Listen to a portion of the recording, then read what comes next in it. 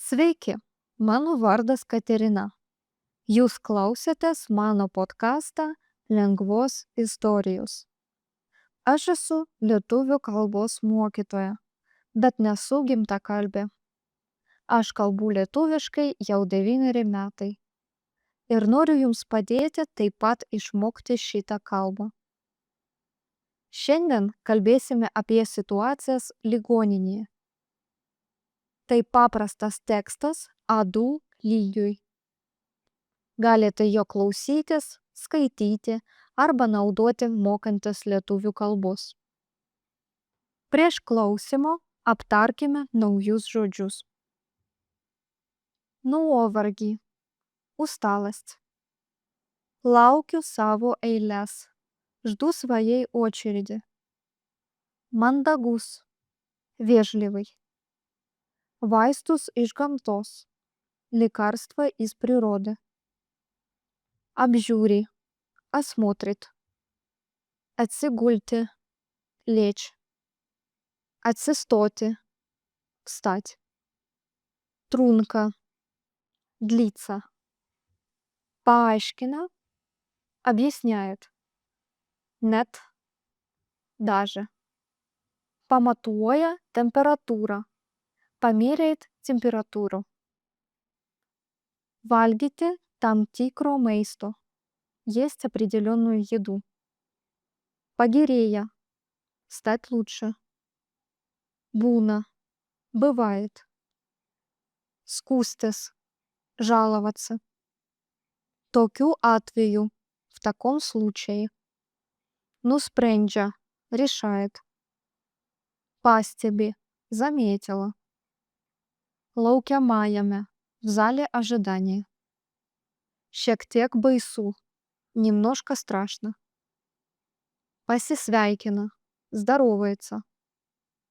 Stengiasi, старается. Skysčių, жидкостей. Ilsėtis, отдыхать. Kol kas, пока что. Likti namuose, остаться дома. Padėkoja, поблагодарила. Rūpinasi, заботится. Tikisi, надеется. Saugiau, безопаснее. Šiandien noriu papasakoti apie dieną ligoninėje. Kartais mes visi susergame ir turime eiti pas gydytoją. Kai man bloga, aš jaučiu skausmą, silpnumą arba nuovargį. Kartais skauda galvą, kartais pilvą, o kartais pakyla temperatūra. Galime net vemti. Kai jaučiuosi blogai, aš sakau, man bloga, man skauda, aš blogai jaučiuosi. Tai labai paprastos, bet labai svarbios frazės ligoninėje. Kai ateinu į ligoninę arba kliniką, pirmiausia einu prie registracijos. Ten dirba administratorė. Ji manęs klausia vardo, pavardės ir gimimo datos. Aš sakau, mano vardas Katerina, mano pavardė Berezovska, mano gimimo data 1996 metai, gegužės 7 diena. Atsiprašau, pasakau neteisingai, ne 6, o 7 metai. Tada administratorė klausia, pas kokį gydytoją aš noriu eiti. Aš galiu pasakyti, noriu pas šeimos gydytoją arba noriu pas specialistą. Kai jūs blogai jaučiatės, eikite pas šeimos gydytoją, o kada skauda dantį, pas odontologą. Ligoninėje kartais reikia laukti. Aš sėdžiu ligoninės koridoriuje ir laukiu savo eilės. Laukimo laikas gali būti ilgas arba trumpas. Galiu sėdėti ir 5, ir 20, ir net 30 minučių. Kai ateina mano eilė, aš einu pas gydytoją. Gydytojo vardas Andrius Kazlauskas. Jis labai protingas, jaunas ir mandagus.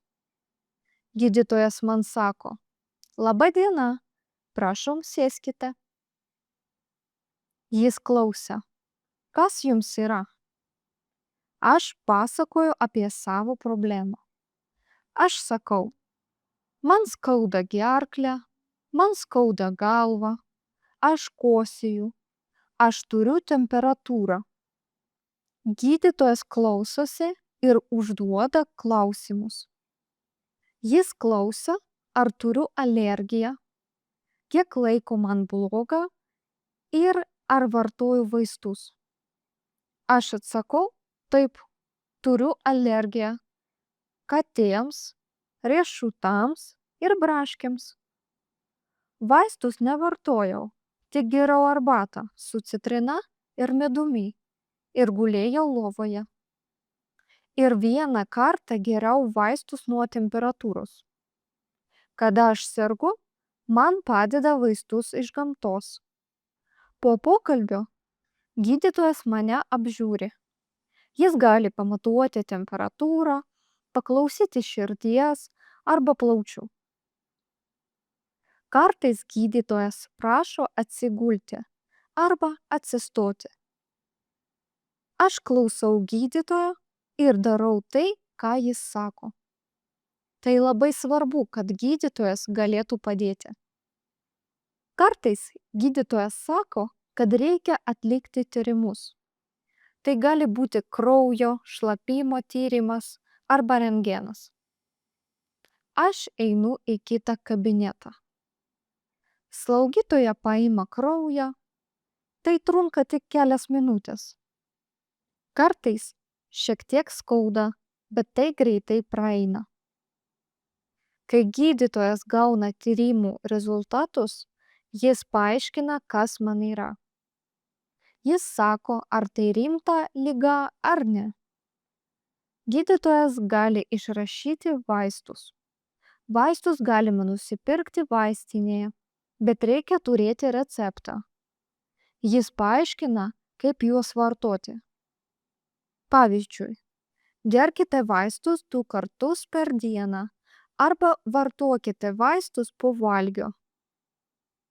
Arba gerkite po 1 tabletę 3 kartus per dieną. Arba gerkite vaistus prieš pietus.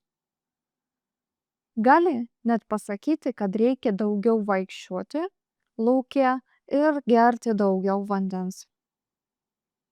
Kartais reikia likti ligoninėje per naktį. Tada aš gaunu palatą, palatoje yra lova, stalas, spintelė ir kėdė. Ant lovos yra pagalvė, antklodė ir paklodė. Kartais palatoje gyvena dar vienas pacientas. Slaugytojos ateina ir klausia, kaip aš jaučiuosi. Jos yra malonios ir padeda pacientams. Diena ligoninėje turi savo tvarką. Ryte ateina slaugytoja ir pamatuoja temperatūrą ir kraujospūdį. Tada gydytojas ateina į palatą ir trumpai kalba su pacientais. Po to mes pusryčiaujame, vėliau būna procedūros arba tyrimai. Visą dieną aš tik guliu, skaitau knygą arba klausau muzikos. Po pietų galiu miegoti. Ligoninėje pacientai gauna maistą. Maistas yra paprastas, bet sveikas. Dažniausiai tai sriuba, košė arba daržovės. Vieną kartą net buvo cepelinai. Gerti duoda arbatą arba vandenį.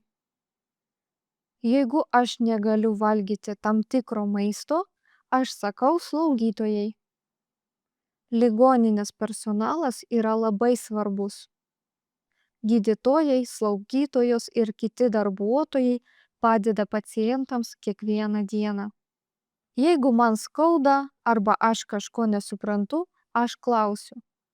Pavyzdžiui, sakau, ar tai normalu arba kada man bus geriau. Darbuotojai dažniausiai paaiškina ramiai ir paprastai. Kai man pagerėja, gydytojas mane išrašo. Jis sako, kad galiu eiti namo. Aš gaunu rekomendacijas, gydytojas paaiškina, ką daryti namuose, jis sako, kada reikia ateiti dar kartą. O dabar pakalbėkime apie situaciją, kai suserga vaikas. Kai vaikas serga, tėvams būna neramu. Vaikas gali turėti temperatūrą, kosėti arba skųstis skausmu. Tokiu atveju tėvai nusprendžia eiti į vaikų ligoninę arba pas šeimos gydytoją. Ryte mama pastebi, kad jos vaikas jaučiasi blogai. Vaikas nenori valgyti, jis yra pavargęs ir liūdnas. Mama pamatuoja temperatūrą, temperatūra yra aukšta. Mama nusprendžia nevesti vaiko į darželį ir eiti pas gydytoją. Mama ir vaikas atvyksta į vaikų ligoninę. Ligoninėje yra registratūra. Mama eina prie langelio ir sako, kad vaikas serga. Ji parodo vaiko dokumentus, registratorė užrašo vaiko vardą, pavardę ir gimimo datą. Tada ji pasako, kur laukti. Mama ir vaikas sėdi laukiamajame. Vaikui šiek tiek baisu. Jis mato gydytojus, kitus vaikus ir medicinos seseles. Mama kalba su vaiku ramiai ir sako, kad gydytojas padės. Po kurio laiko juos pakviečia gydytojas. Gydytojas pasisveikina ir klausia, kas atsitiko. Mama paaiškina, kad vaikas turi temperatūrą ir kosulį. Gydytojas klausia, kiek dienų vaikas serga.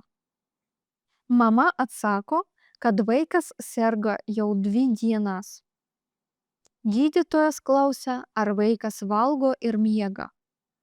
Mama atsako į klausimus. Gydytojas apžiūri vaiką, jis paklauso plaučių, pažiūri gerklę ir ausis. Vaikas sėdi ant kėdės ir stengiasi būti ramus. Mama laiko vaiką už rankos.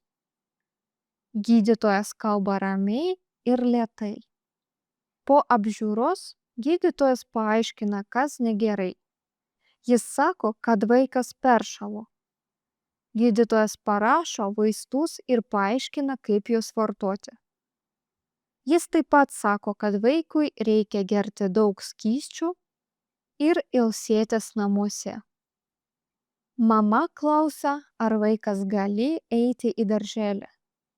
Gydytojas atsako, kad kol kas negali. Vaikas turi likti namuose ir pasveikti. Mama padėkoja gydytojui. Po vizito mama ir vaikas išeina iš ligoninės. Mama eina į vaistinę ir perka vaistus. Namuose ji rūpinasi vaiku, duoda vaistus ir arbatą. Vaikas guli lovoje ir žiūri knygą arba filmą. Mama tikisi, kad vaikas greitai pasveiks. Ligoninė nėra labai maloni vieta, bet ji labai reikalinga. Ten dirba žmonės, kurie nori mums padėti. Svarbu mokėti paprastus žodžius ir frazes ligoninėje. Tai padeda jaustis saugiau ir ramiau. Ačiū, kad klausėtės. Iki kito karto.